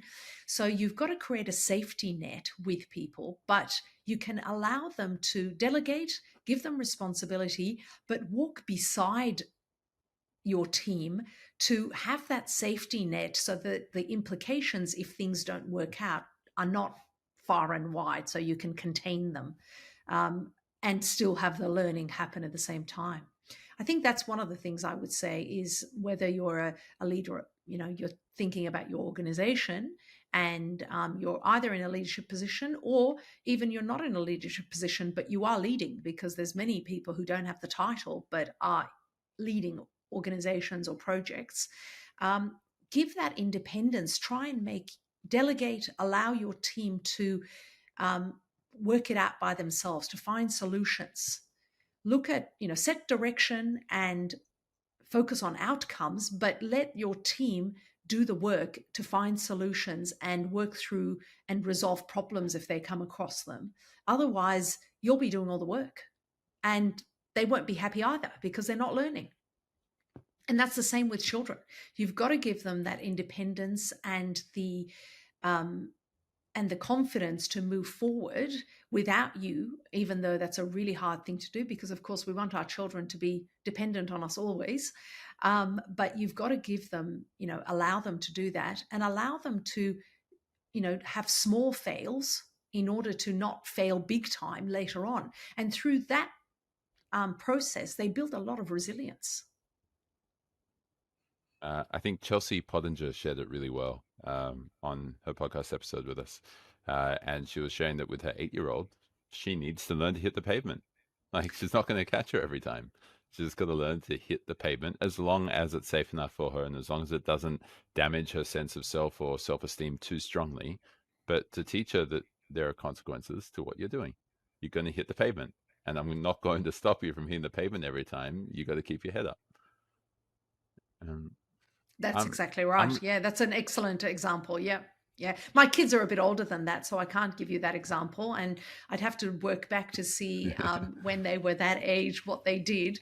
But definitely, you've got to give them the opportunity. I think schools now say FAIL stands for First Attempt in Learning. FAIL. And that's a really key thing to do, to say that failing is actually a good thing. Because it's helping you learn, it's helping you understand your strengths and weaknesses, it's helping you understand what the environment around you is and needs from you as well. Yeah. And that's the complete opposite of what I've been seeing going around in schools of, you're not allowed to use the E word when you're in class. The E word is easy. You can't say it's easy, because that might make other people feel bad that it's easy, that it's hard for them. I'm like, no, let's not do that. Let's not try and shelter people too much. Allow them to recognize, other people are finding this easy, and then create the space where kids can go to their teachers or their parents to actually get help. So wait, we've gone a little bit off topic, and a question I really want to ask you is, what is fatherhood? And specifically, how do you differentiate it from parenting or motherhood?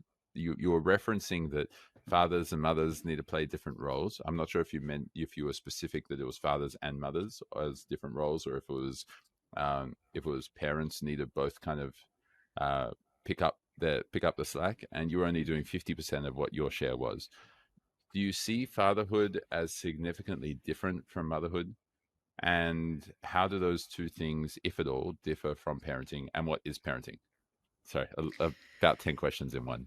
That's all right. Yeah. They sort of come together anyway. Parenting obviously is, parenting a child and children. And we have over the past few decades transitioned to, in modern Australian culture, to equating parenting with mothering.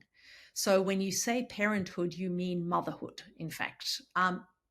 Unconsciously, it's completely subconscious, but we tend to do that.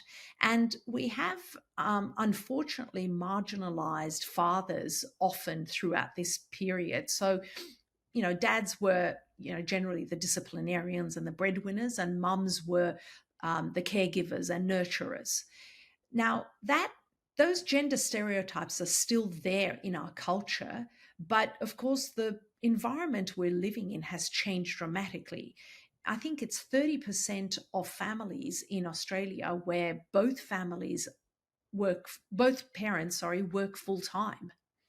And, there's a big proportion, another big percentage where one works full time and the other works part time. So, given the costs of everyday living, it's often the case that both parents have to work. And so we have to create a situation where both parents are also able to be caregivers and nurturers. And which means that we have to address those gender stereotypes that says, no, the father is just the disciplinarian and the mother is the caregiver. And those sort of boundaries have become a lot more blurry over the last few decades now, and I don't think we've realized. So there've been considerable shifts in family structure, and men and fathers are staying home and looking after kids. I know we've got paternity leave in many organizations, and also in many countries they get fathers get as much leave as mothers do for when they have a young child. So it's really important that men are seen also as the 50% of the parenting equation. And I think we've lost that. So when you say, what do I see as parenting? Obviously, it's about, helping your child thrive and meeting their needs and doing all that's necessary for them to understand who they are and show up in the best way they can in their lives. But I think men and women have to work together for this to happen. So mothers and fathers. And there are situations where there are same-sex couples, of course, and they work together as well to make it happen. But there's definitely, men are becoming far more open, and there's an increased awareness about their capacity to be nurturing and caregiving. It's not just the mums. And we have to be a bit more open to that, and allow men and fathers to be looking after the kids. I know that, we see examples of this all the time where you have your child's going to a party and dad's taking, her to the party, and the message about the party's been cancelled or it's raining and it's moved to another location comes to the mum. And of course, the mum's not there. The mum's not looking after it. So dad turns up with their child at the wrong place, and because the people just assumed, that there was an assumption of gender stereotypes that it's mum who's always looking after the kid, and we have to move away from that, I think, and allow gender equality at home and gender equality parenting. It's critically important that gender equality parenting come together at home, because gender equality at the workplace, which we are all for, I know everybody's talking about gender equality at work, but gender equality at work will not be sustainable unless you have gender equality at home. So it's key to note that. I can't resist but reference Michael Ray, who was on one of the earlier episodes of the podcast. You're smiling, you know who he is. Yes, of course. And to anyone who wants to explore this topic even further about challenging stereotypes, Michael Ray, I think episode 6, if it was that far back, he was a solo dad of a 2-year-old when he was 51, and managed to do it so incredibly well, he fell into advocacy as a result of doing it that well. But you're right. There needs to be this shift. It just how are you making that shift? How will that shift come about in our society? What needs to change? We need to get a really good awareness across society that things have changed and we need to change as well. So that's the big picture. So we work with government, we advocate at the government level as well as at the community level. And something that many people may not realize is that the single male parent family group is projected to increase faster than any other family group over the next couple of decades.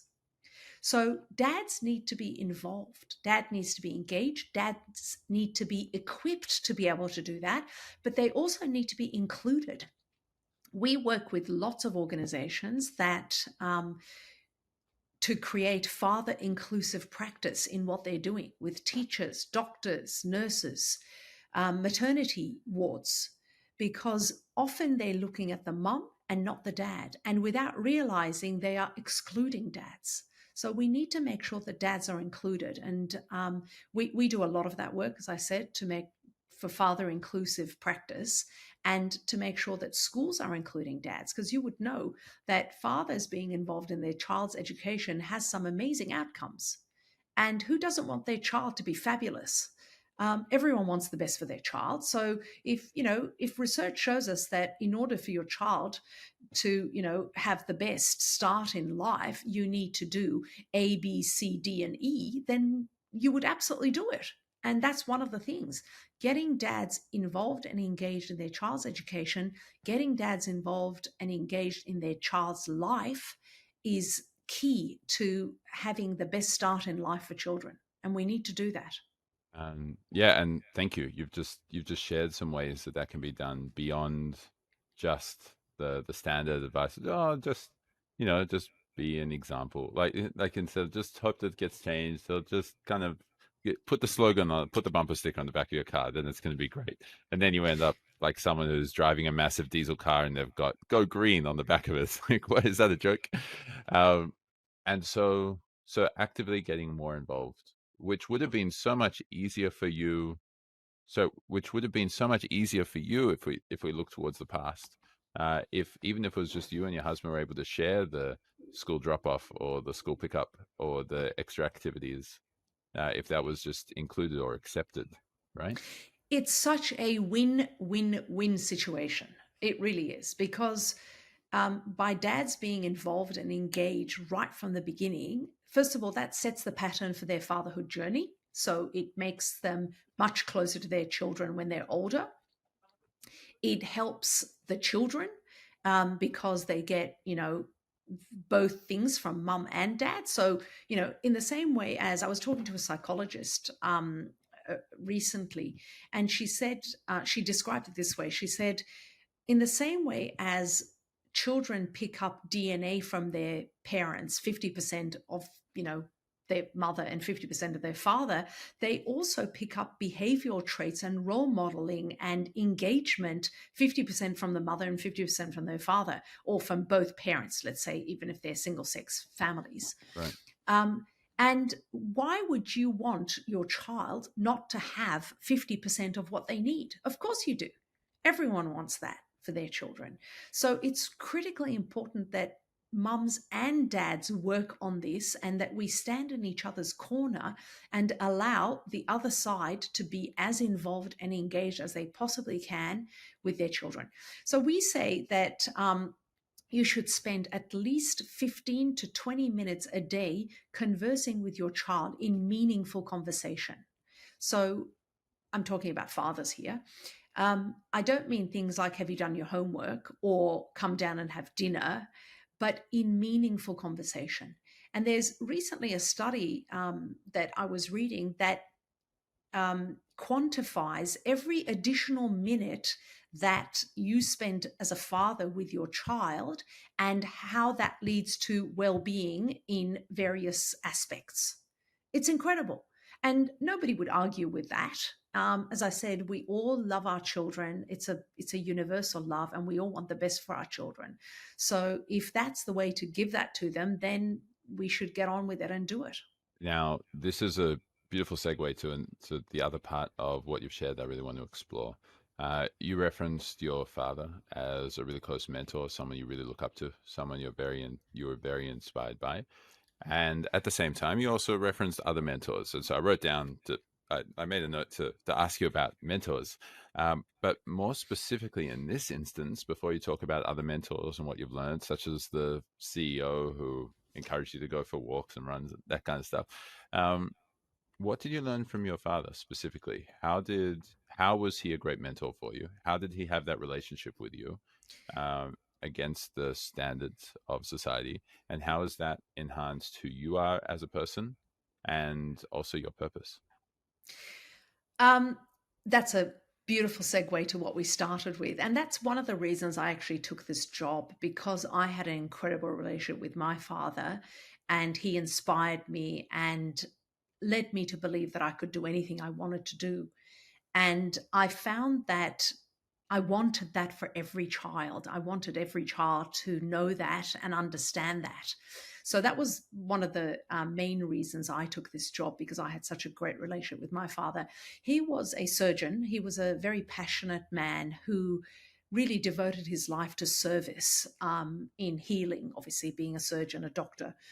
And he showed up in life in a very positive and authentic way, and he was very black and white in terms of, well, I can help here, and he would get in there and give 150% of everything he could. Or if he couldn't do anything, he would stand aside and help somebody else get in there to help. So that level of service certainly inspired me, and I think had a lot to do with the fact that I prefer, and I show up in my life and in my journey throughout my life more in a for purpose environment than a commercial environment, because I love that sense of purpose and that sense of service and that sense of making a difference to someone else's life. And I think I got that from him, definitely. And that's been the central point of my life that has guided much of what I've done in my life. So that's one of the things that he definitely, well, that's many things that he gave me, but yeah, I'm incredibly grateful for that, and also for that relationship. As I said, um, he was a doctor, and so he had children late as well, because when you become a doctor and a surgeon, you have to study for a long time, and he waited until he finished his all studies and internships and everything, and when he had children. So he was an older man when he had children, when he had me, but which meant that he was quite a traditional man, and he did believe sometimes in those things about disciplinarian and those gender stereotypes, but he went across them and crossed those boundaries all the time because of the love he had for his children. And he would cook, he would do anything that was required, even though he was quite a traditional man and brought up traditionally. He would do whatever was required because of the love he had for his children. And that definitely showed me a lot and set up a role model for me. And you talked about other mentors as well. So I wanted to say not all of them were men.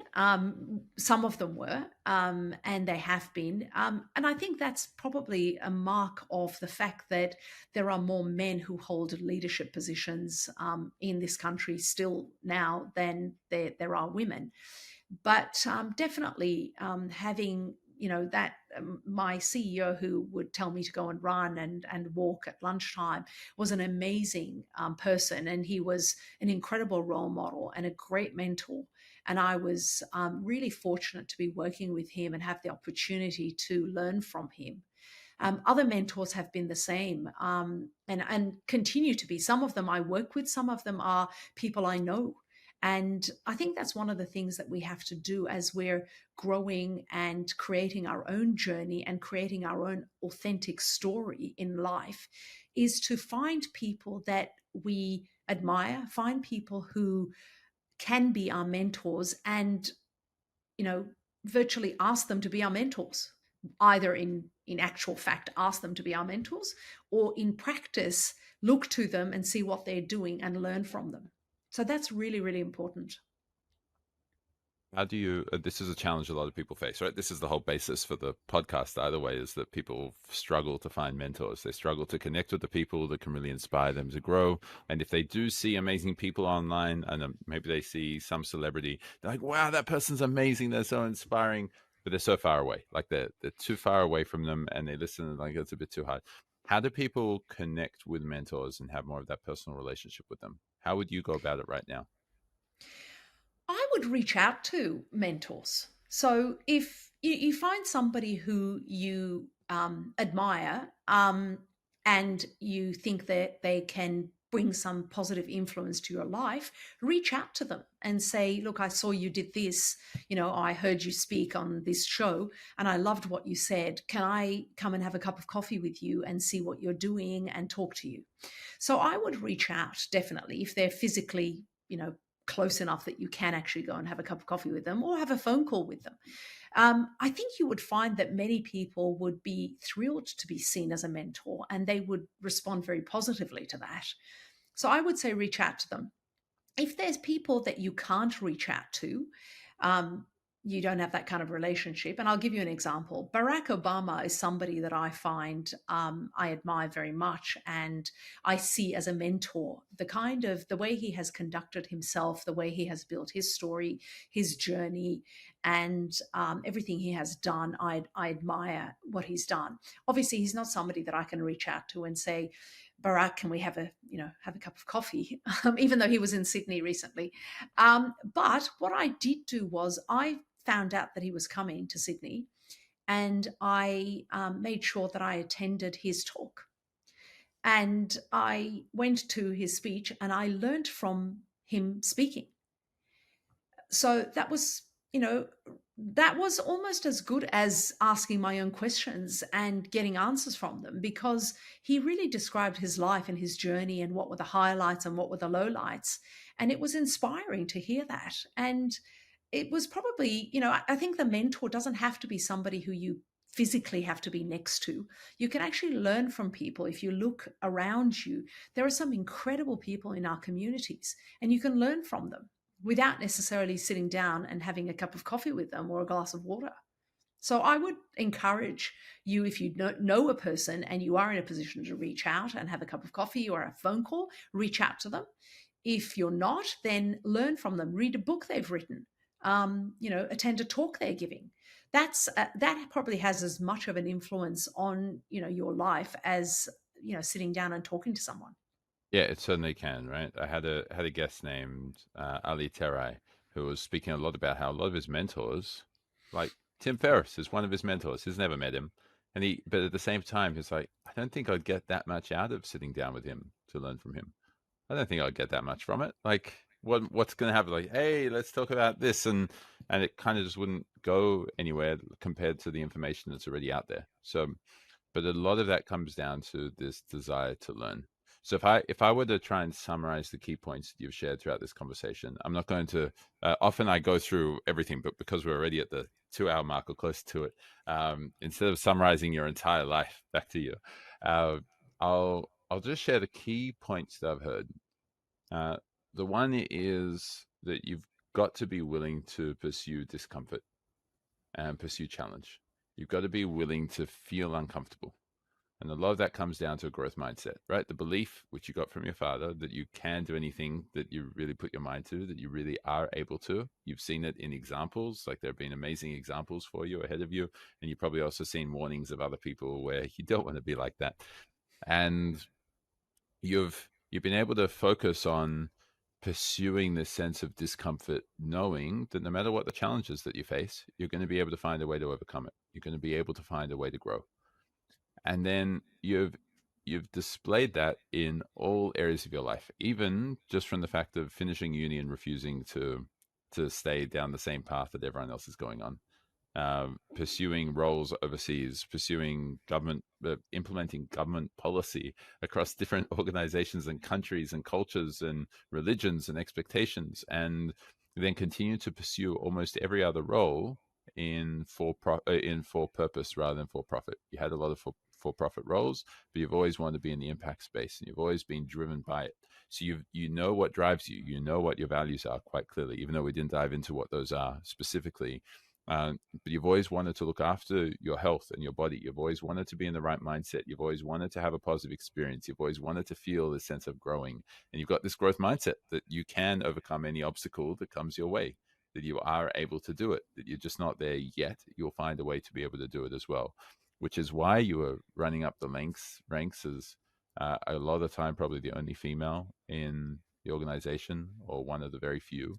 And despite the fact that you're still taking the majority of responsibility for your kids and somehow managing to make it work and playing the politics and getting other people what they want and making other people feel included while it was all so important to you. And that exhibited itself throughout your entire life. And you then started to learn when you had kids that you've got to just be able to balance it a little bit more. If there's only so much discomfort that you can have when other people are in your life that you're responsible for. So when you started getting to more leadership roles, you recognized you can't have too much discomfort for other people because it could start getting really scary for them. But at the same time, you need a little bit of discomfort to help them grow. The same thing at home. You can't have too much discomfort for your kids, even though it's going to help them grow. You can't have too much for them. And at different stages in their life, they need more from their parents and from both of their parents, as you alluded to, rather than kind of just getting what they get, and that's kind of enough. And a lot of this just seems to come from your parents as role models, especially your dad. And you made the point towards the end, both parents need to be involved. We need to include both parents to be able to create a sustainable gender equality across all areas, to be able to get the most out of everyone in society and based off what they want to do, and to be able to really focus on equipping our children with the resources that they need to become the best that they can possibly be through the changes that we have in our society. And you made the final point that if someone really wants to find a mentor, most people would be thrilled to be a mentor. Reach out to them. Say you've got a problem that you want their help with, or there's something about them that you're really inspired by. Treat them to a cup of coffee. Ask them for a virtual coffee on Zoom. Everyone's got Zoom nowadays, thanks to COVID. Those are the key points that I got from you about your journey, your leadership, your personal growth, your self-awareness. I almost forgot to mention meditation has been a core part, and exercise as well, and parenting and leadership. Is there anything which you'd want to add to that, correct, or remove from what I just shared? That was an excellent summary. Thank you very much for that. And I love the language that you used there as well, Harry. That I think the only thing that I would add is it's supposed to be fun. I think we missed the fun bit. Enjoy yourself. It's, laugh, have great set of friends, and do things that you enjoy, that make you happy. Definitely chase opportunities. Don't let doubt or fear stop you from doing anything. I would definitely say that. And pursue learning, as you said. And even if you failed at something, take the learning out of it and move on, and be resilient and develop that resilience so you can move on. And at the end of the day, have fun. Enjoy every minute of whatever it is that you're doing. Thank you. That's the perfect note to end it on. Thank you, Kati. Thank you so much, Harry. Thank you for your time. So I hope you received a whole lot of value from engaging in that conversation. What were the key takeaways for you? What can you schedule in your life right now to make sure that the time you just invested into listening to this exceptional conversation with this amazing mentor and this amazing individual is time that wasn't misused, but was time that you've allocated properly to enhancing your life and improving it? Whatever it is, schedule it now, practice it now. Be the successful person you're meant to be. Live with purpose.